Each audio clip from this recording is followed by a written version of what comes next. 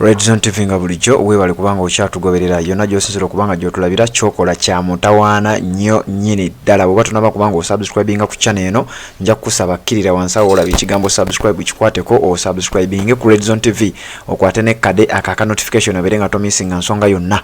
Nze ngenda kwesiba nnyo ku bigambo by'omukulu Honorable Abedi Bwanika byazze ng'ayogera. Waliwo ebigambo bye yayogera lunaku lumu gwe yali akyaziddwa ku mukutu ogwa NBS Television. Yayogera ebigambo bino wammanga era nze bingenda okwesibako ebigambo bino byayina amakulu era byayina meaning. Ng'oggyeko ebigambo byazze ng'ayogera ebikuba ekibiina ekya National Unity Platform nga mukama we oba nga mukwano gwe ennyo nga bw'agamba amanyiddwa nga Mathias Mpuga nga tamugambako era nga tamukomako era nga teri statement yonna gy'avaayo kukola. Oluvannyuma lw'ekibiina ekya National Unity Platform okutuula ne bakkaanya bonna nga ne Honorable Mathias Mpuga meeting yagibaddemu ne bakkaanya nti omukulu astepinge down nga commissioner wa parliament mu kifo ekipya ekibadde kyakamala okubanga kimuweebwa. Abantu bayogedde ebigambo bingi nnyo, ebigambo bingi byogeddwa, bangi balowoozeza nti decision Robert Kyagulanyi Ssentamu yagikola yekka. Nedda meeting yatuula lwali lunaku lwakusatu wiiki eno ndowooza kwosa ggulo. Meeting eyo yatwala olunaku lulamba nga bwe nkugambye mu audio esembyeyo. Kati njagala nkunnyonnyole wano era nga bwe nkunnyonnyola ngenda kwesiba nnyo nga bwe nkugambye ku bigambo bino. Ebigambo bino byayogerwa Abedi Bwanika yali akyaziddwa ku mukutu ogwa NBS Television. Abedi Bwanika yagamba, when you support you are rewarded. If you support an agenda you must be rewarded. That is politics. Statement eno etegeeza mu Luganda nti bw'owagira oba bw'osupportinga osasulwa. Bw'obaako ekigendererwa ky'osupporting oba ky'oyambako okutuukirizibwa osasula. Ebyo bye by'obufuzi. Era wansi nga waliwo hashtag egamba NBS Morning Breeze.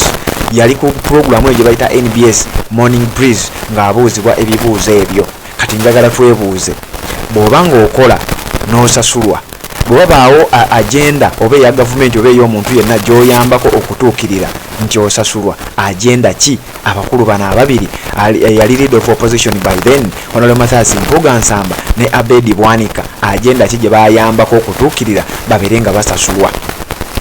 Mu biseera bya Honorable Mathias Mpuga nga leader of opposition mujjukire mu parliament ye wali okwekalakasa kw'ababaka, naye ng'okwekalakasa kuno baali beekalakasa nga beekandagga nga bagala tetugenda kudda mu parliament paka ng'abantu baffe babatadde. Bano abantu bagenda okwekalakasa ng'abantu ba bulijjo ku social media bataddewo pressure ey'amaanyi ennyo, nga pressure esusse ku social media ey'okubanja abantu abaasibibwa. Era abasajja bano Mathias Mpuga be yakulembera abaka mu parliament ne batandika okufuluma parliament ne babaako entuula za parliament ze baazira ne bagala tetugenda kudda mu ntuula ezo paka ng'abantu bano bateereddwa. Ebyo nkakasa mbijjukira bulungi nnyo. Ekyo kyaliwo mu biseera ku mulembe gwa Honorable Mathias Mpuga. Naye oluvannyuma ennyo nga n'abantu tebannabata, nga tewali ripooti ereeteddwa erimu ggumba, nga John Bosco Kibalama n'abantu abalala bakyali mu makomera abamu nga tebamanyiddwako na mayitire, abasajja bano baatuuka ne baddayo mu parliament. Honorable Mathias Mpuga Nsamba yatuuzanga shadow cabinet meetings ez'enjawulo mu office ye nga leader of opposition, n'adyekadyeka ababaka ku ludda oluvuganya ne bapondooka ne badda mu parliament ng'ekyabeekalakasa tekibaweereddwa, obwenkanya tebuteereddwawo, nga n'abantu be baali bagamba nti bamala kubatuwa oba okutuwa ripooti eŋŋundiivu ebakwatako. Ripooti eyo yali tennaba kubanga ereetebwa. Ebigambo bino ebya Abedi Bwanika bye yayogera ku NBS Morning Breeze mbu bw'okola osasulwa, era bw'obaako agenda gy'owagira oba gy'oyambako okutuukirira, when you support an agenda osasulwa. Ebyo bye by'obufuzi. Abedi Bwanika statement eyo yali etegeeza ki? Era gwe tofuna mu ndowooza nti miliyoni zino 5 ezaaweereddwa leader of opposition eyavuddeko Mathias Mpuga, miliyoni zino 5 olowooza zaabadde zisasulwa ki? Zaadde zimusasulwa ku lwaki? Era olowooza kwabadde kumusasula mulimu ki ogw'enjawulo gwe yakola ogusukka ku egyo gy'azzaakola? Jjukira abantu bano abadde ng'afuna omusaala nga member of parliament, abadde ng'alina ensako z'afuna, allowances, abadde alina ebintu eby'enjawulo by'afuna ng'omubaka akiikirira ekitundu ekimu mu parliament eno e11.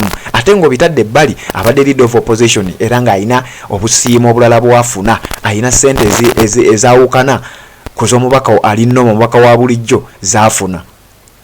Ssente zino miliyoni 5, olowooza ze ssente ezo zokka ezibadde zibaweebwa. Jjukira mu audio gye nsoose okuwa wano ku Red Zone TV nkujjukizza ebigambo bya Robert Kyagulanyi Ssentamu yayogera nga 12 Desemba 2023 nti baakwata milioni 10 mu parliament ne baziwa buli mubaka nga mulimu n'abo opposition era Robert Kyagulanyi Ssentamu nannyonnyola nti mwenna abakikoze abamanyi. Waliwo abadde agamba nti lwaki Mpuga era lwaki bamugobye kati. Ebintu bino bibaamu emitendera, bibaamu omuntu okusooka okwerowooza, bibaamu ekibiina okusooka okutuula, bibaamu omuntu okusooka okwewozaako ekibiina okutuula n'omuntu okusooka okuwulira ekiva mu ye n'okwongera okunoonyereza ku nsonga zino. Nja kuzaayo Emabega mwaka gwali gwa ngenda kuzaayo Emabega Robert Kyagulanyi Ssentamu lunaku lumu yakwata ssente ezaali zibaweereddwa ng'ababaka n'azizaayo. Gwali mwaka gwa 2017 nga yakajja okubeera omubaka wa parliament akiikirira Kyaddondo East mu bijjukiro ebyo byonna. Singa Mathias Mpuga yakwata ekintu ekyo singa abadde takimanyiiko yandibadde yakwata ssente ezo n'abeera ng'azizaayo. Ebbaluwa eyo gye ntadde Robert Kyagulanyi Ssentamu ng'ennaku z'omwezi 27 omwezi ogw'Ekkumi 2017 Robert Kyagulanyi Ssentamu yawandiikira branch manager branch Barclays Bank Acacia Mall branch eyo ya Acacia Mall Kampala Uganda n'amutegeeza nti ssente obukadde 29 obwali buteereddwa ku akawunti ye n'ategeeza nti buzzeeyo, njagala obuzeeyo ku akawunti eyabusindise. Ebbaluwa yagiwandiika ng'ennaku z'omwezi 27 ogw'Ekkumi 2017 era yagamba on 24th October 2017 an unauthorized credit transaction of Uganda shillings 29 million only was effected on my account number n'agiteekawo and a reference number nayo n'agiteekawo. Nagamba to that effect I hereby instruct you to transfer the said amount $1,29,000 back to the creditor's account. Any fee for this transfer can be deducted from my savings account. Tino wabaawo era ng'agamba nti ssente ezo $1,29,000 simanyi lwaki zimpeereddwa era ssente ezo nkusaba ggwe nga branch manager okwate ssente ezo ozijje ku akawunti yange ozizze ku akawunti eyaziweerezza. Bwe wabaawo charges zonna ze bagenda okusala nzikiriza zisalibwe ku ssente zange. Transaction details amanya akawunti yali manya ga Kyagulanyi Ssentamu Robert. Checking account number nayo n'agiteekawo. Creditor yali parliamentary commission ke kakiiko akawa ssente ezo $1,29,000. Robert Kyagulanyi Ssentamu n'alagira ssente ezo ziddizibweyo era ye n'ategeeza talina nsonga lwaki alya ssente ezo era teziyina nsonga lwaki zituula ku akawunti ye nga ssente za muwi wa musolo. Omukulu ono bw'abanga ye bagamba mbu ekintu kino takiriimu era milioni 5 nti teyazirya nganguzi era yali takitegedde, yayina obudde okukola ensonga eyo okukwata ebbaluwa eyo n'agiwandiika ssente zo ne ziba nga ziddizibwayo. Ekyo nkikunnyonnyodde naye ng'ekisinga obukulu ebigambo bya Bedi Bwanika njagala byefumiitirizeeko nnyo nti bw'okola osasulwa era bw'obaako agenda gy'owagira oba gy'oyambako okutuukirira osasulwa. Ebyo bye by'obufuzi yagikola mu Luzungu ku NBS Morning Breeze.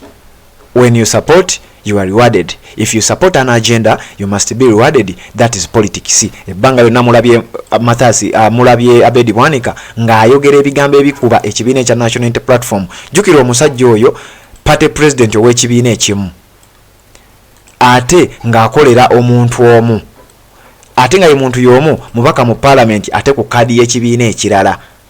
Mulimu ki gw'akola gwe yavaayo okutegeeza nti bw'okola osasulwa. Agenda ki gye yayambako okutuukirira gye yategeeza agenda ki gye yayambako okutuukirira gye yategeeza nti bw'obaako agenda gy'oyambako okutuukirira era osasulwa. Bw'okwata ebigambo ebyo bya Bedi Bwanika bye yayogera njagala obikonekitinge ku babaka engeri gye beekandagga mu parliament ne bafuluma ate ne baddayo nga ba John Bosco Kibalama tebaba bawadde. Ne bakwatira mu parliament ne baddayo nga ne report David Muhoozi minister gye yasoma nga nayo tegatta. Kakati eyo yembeera egenda mu maaso naye nga all in all Honorable Mathias Mpuga Nsambwa yagobeddwa ku bwa commissioner mu parliament era takyali commissioner. Tulindiridde essaawa ya kumulaba ng'awaayo office era amawulire gonna ojja gafuna wano ku Redison TV. Weebale kubanga ogoberera bw'oba tonaba kubanga osubscribinga kikole tubeere nga ate tutambula ffenna. Mu ddakiika eziddako awo tugenda kuba live nga tuleeta press conference Makerere Kavule. Robert Kyagulanyi Ssentamu agenda kubaako ensonga za ttaanya ez'enjawulo era birowooza byonna nkakasa agenda kubyogerako. Gwe wekumire ku mukutu gwaffe guno byonna ogenda bifuna.